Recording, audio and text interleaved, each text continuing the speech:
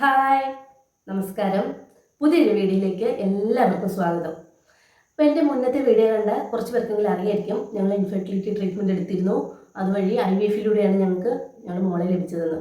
അപ്പോൾ ഞങ്ങൾ ട്രീറ്റ്മെൻറ്റ് എടുത്തത് നമ്മുടെ മൂവാറ്റുപുഴയിലുള്ള സബൈൻ ഹോസ്പിറ്റലിൽ നിന്നായിരുന്നു.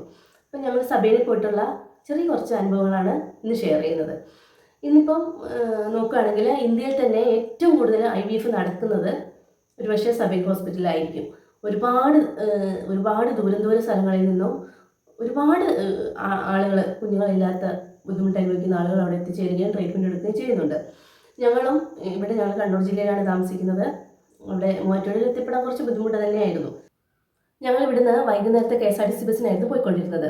അപ്പോൾ ഹോസ്പിറ്റലിനെ അനുബന്ധിച്ച് അവിടെ ഒരുപാട് ഹോം സ്റ്റേകളും റൂംസും അപ്പാർട്ട്മെൻറ്റ്സും ഒക്കെ അവൈലബിൾ ആണ്. അപ്പോൾ നമ്മൾ നേരത്തെ നമ്പർ കിട്ടി ബുക്ക് ചെയ്ത് കഴിഞ്ഞാൽ നമുക്ക് നേരെ അങ്ങോട്ടേക്ക് പോയി ഫ്രഷ് ആയിട്ട് ഹോസ്പിറ്റലിലേക്ക് പോവാം. അപ്പോൾ സബൈൻ സാർ 24 hours ഹോസ്പിറ്റലിലുണ്ട്. പക്ഷെ അദ്ദേഹത്തെ കണ്ടു കിട്ടുക എന്നുള്ളത് ഒരു ശ്രമകരമായൊരു കാര്യമാണ്. അവിടെ പോയ ആളുകൾക്കറിയാം ഒരുപാട് ബുദ്ധിമുട്ടാണ് ഡോക്ടറെ ഒന്ന് നേരിൽ കാണുക എന്ന് പറയുന്നത്.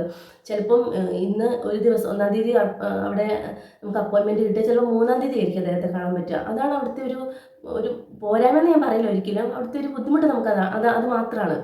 അത് നമ്മൾ ഈ സാധാരണ നമ്മുടെ ചുറ്റുവട്ടത്തുള്ള ഹോസ്പിറ്റലുകളിൽ കണ്ട് പരിചയിച്ച ഒരു അവസ്ഥയിൽ നിന്ന് വളരെ വ്യത്യാസമാണ് അവിടെ. അപ്പോൾ ആദ്യമായിട്ട് പോകുന്നവർക്ക് അതൊരു വലിയൊരു ബുദ്ധിമുട്ടായി തോന്നും.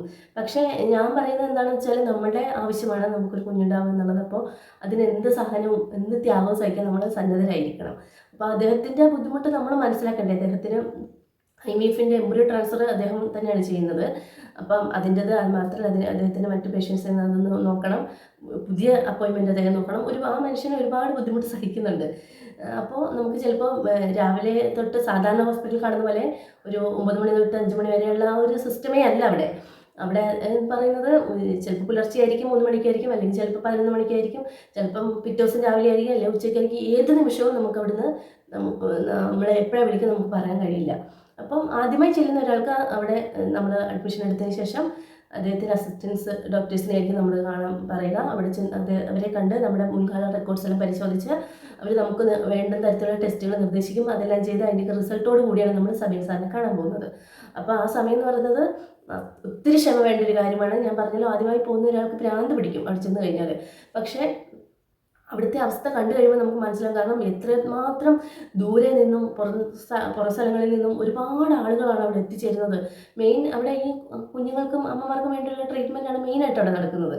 അപ്പം നമ്മൾ ഒരുപാട് ക്ഷമയോട് കൂടി അവിടെ ഇരുന്നാൽ മാത്രമേ നമ്മുടെ കാര്യങ്ങൾ നടക്കുകയുള്ളൂ. ഞങ്ങൾ തന്നെ ഇവിടുന്ന് ഇത്രയും ദൂരം കണ്ണൂർ ജില്ലയിൽ നിന്ന് മൂവാറ്റുപുഴയോട് കണ്ണൂർ ജില്ല എന്ന് പറയുമ്പോൾ നമ്മൾ ഏകദേശം കാസർഗോഡുമായിട്ട് അടുത്ത് നിൽക്കുന്ന സ്ഥലത്തു നിന്നാണ് നമ്മൾ അങ്ങോട്ടേക്ക് പോകുന്നത്. അപ്പോൾ ഞങ്ങൾ ആദ്യമായി ചെല്ലുന്നത് തന്നെ 2-3 ദിവസം അവിടെ സ്റ്റേ ചെയ്യാനുള്ള എല്ലാ തയ്യാറെടുപ്പുകളോടും കൂടിയായിട്ട് ഞങ്ങൾ പോയത്. അതുപോലെ തന്നെ ഞങ്ങൾ ചെന്ന് 3-ാമത്തെ ദിവസമാണ് അദ്ദേഹത്തെ കാണാൻ പറ്റിയത്. അപ്പോൾ അത്രയും ദിവസം നമുക്ക് നിൽക്കേണ്ടി വന്നു എന്നുള്ളതാണ്. അപ്പോൾ ആദ്യമായി പോകുന്നവർ തീർച്ചയായിട്ടും ഇപ്പം എന്താ ഞാൻ പറയുന്നതെന്ന് വെച്ചാൽ, ഞങ്ങളോട് മാസത്തിൽ ഒരു 2-3 പേരെങ്കിലും ചോദിക്കാറുണ്ട്. കാരണം ഇത്രയും വർഷം കൂടി ഞങ്ങൾക്ക് കുഞ്ഞുണ്ടായി, അപ്പോൾ എവിടെ നിന്നാണ്, എങ്ങനെയാണ് ട്രീറ്റ്മെൻറ്റ്, എന്താണ് കാര്യങ്ങൾ നിരന്തരം ഞങ്ങൾ പറഞ്ഞുകൊണ്ടിരിക്കുന്നതാണ്. ഞങ്ങൾ ഒരുപാട് പേരെ അങ്ങോട്ട് സജസ്റ്റ് ചെയ്തിട്ടുണ്ട് പോകാൻ വേണ്ടിയിട്ട്. അപ്പം അതിനുവേണ്ടിയാണ് പറയുന്നത്, നമ്മൾ 2-3 ദിവസം നിൽക്കാൻ തയ്യാറായിട്ട് മാത്രം അവിടെ പോയിട്ട് കാര്യമുള്ളൂ. അങ്ങനെ ക്ഷമയോടുകൂടി ചെയ്താൽ മാത്രമല്ലേ നമ്മുടെ കാര്യങ്ങൾ നടക്കുകയുള്ളൂ. അപ്പോൾ അങ്ങനെ ട്രീറ്റ്മെൻറ്റ് എടുത്തത് ഞങ്ങളും. മാത്രമല്ല, IVF സ്റ്റാർട്ട് ചെയ്ത സമയത്ത് നമുക്ക് ആഴ്ചയിൽ ചിലപ്പോൾ 2 സ്കാനൊക്കെ വേണ്ടി വരും. അപ്പോൾ നമ്മൾ ഇന്ന് സ്കാൻ ചെയ്യുകയാണെങ്കിൽ ചിലപ്പോൾ 3-ാമത്തെ ദിവസം ആദ്യം സ്കാനിങ്ങിന് പറയുമായിരിക്കും. അപ്പോൾ പിന്നെ നമ്മൾ അവിടെ സ്റ്റേ ചെയ്തേ പറ്റൂ. അപ്പോൾ അങ്ങനെ ഒരുപാട് യാത്ര ഒരു ബുദ്ധിമുട്ട് തന്നെയായിരുന്നു ഞങ്ങളെ സംബന്ധിച്ച്. ഇത് ഞാൻ പറഞ്ഞു വന്നത് എന്താണെന്ന് വെച്ചാൽ, ഇപ്പോൾ പുതിയതായിട്ട് സബൈൻ ഹോസ്പിറ്റൽ നമ്മുടെ മലപ്പുറത്തും തുടങ്ങി എന്നുള്ളൊരു അറിവ് സോഷ്യൽ മീഡിയയിൽ തന്നെ കാണുകയുണ്ടായി. അപ്പോൾ അത് ഒരുപാട് പേർക്ക് ഒരുപാട് സഹായകരമാണ്. എന്താണെന്ന് വെച്ചാൽ, ഇത്രയും ദൂരം ഞാനിപ്പോൾ കണ്ണൂർ, കാസർഗോഡ്, കോഴിക്കോട് ഭാഗത്തുള്ളവർക്കെല്ലാം ഒരു എളുപ്പമാണ് അല്ലേ മലപ്പുറം താനൂർ പോയിട്ട് ട്രീറ്റ്മെൻറ്റ് എടുക്കുക എന്നുള്ളത്. അതുപോലെ തന്നെ മൂവാറ്റുപുഴയിലുള്ള അനുബന്ധ സ്ഥലങ്ങളിൽപ്പെട്ടവർക്കെല്ലാം അവിടെ എത്തിച്ചേരാം. അപ്പം അത് കണ്ടപ്പോൾ എനിക്കൊരു സന്തോഷം തോന്നി. കാരണം ഞങ്ങളെല്ലാം എത്രമാത്രം കഷ്ടപ്പെട്ട് ബുദ്ധിമുട്ടിയാണ് അവിടെ ചെന്നതും ട്രീറ്റ്മെൻറ്റ് എടുത്തതെന്ന് ഓർത്തിട്ടപ്പോൾ ഇവിടെ അടുത്ത് വരുമ്പോൾ നമുക്ക് ഒത്തിരി സന്തോഷമാണ്. അപ്പം ഞങ്ങളെ സംബന്ധിച്ച് ഞങ്ങളുടെ ട്രീറ്റ്മെൻറ്റ് 100% വിജയമായിരുന്നു. മാത്രമല്ല, ഞങ്ങൾക്ക് നല്ല അനുഭവങ്ങൾ മാത്രമാണ് അവിടെ നിന്ന് ലഭിച്ചത്. പിന്നെ സ്വാഭാവികമായിട്ടും നമുക്ക് കുറച്ച് ക്ഷമ വേണം എന്നുള്ളതാണ് ഏറ്റവും വലിയ പ്രധാനപ്പെട്ട കാര്യം. ഞാനിപ്പോൾ ഇത് പോസിറ്റീവായിട്ട് ഇത് പറയുമ്പോൾ നെഗറ്റീവായ അനുഭവങ്ങളുള്ളവരുണ്ടായിരിക്കും. അവർ മെയിനായിട്ടും ഞാൻ ഈ സോഷ്യൽ മീഡിയയിലും കണ്ടത് വെച്ച് നോക്കുമ്പോൾ അവിടുത്തെ ഈ കാത്തിരിപ്പ് മാത്രമാണ് എല്ലാവർക്കും പറയാനുള്ളത്. അതൊരു ബുദ്ധിമുട്ട് ദൂരെ നിന്ന് വരുന്നവർക്കല്ല അതൊരു ബുദ്ധിമുട്ടാണ്.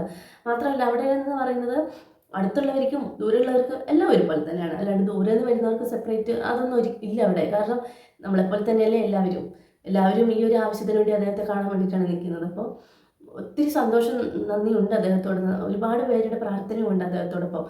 ഇപ്പം ഞാൻ അദ്ദേഹത്തെക്കുറിച്ച് പറയുമ്പോൾ മറ്റുള്ള ഹോസ്പിറ്റലിനെക്കുറിച്ച് എനിക്കറിയില്ല. കാരണം ഞങ്ങൾ ഇവിടെയല്ലേ പോയിട്ടുള്ളൂ. IVF ട്രീറ്റ്മെൻറ്റിൻ്റെ ഭാഗമായിട്ട് നമ്മൾ സെബൈൻ ഹോസ്പിറ്റലിൽ മാത്രമേ പോയിട്ടുള്ളൂ. അതിന് മുമ്പുള്ള ട്രീറ്റ്മെൻ്റ് എല്ലാം നമ്മുടെ നാട്ടിൽ തന്നെയായിരുന്നു. അപ്പം എനിക്ക് അവിടുത്തെ കാര്യങ്ങളല്ലേ അറിയുള്ളൂ.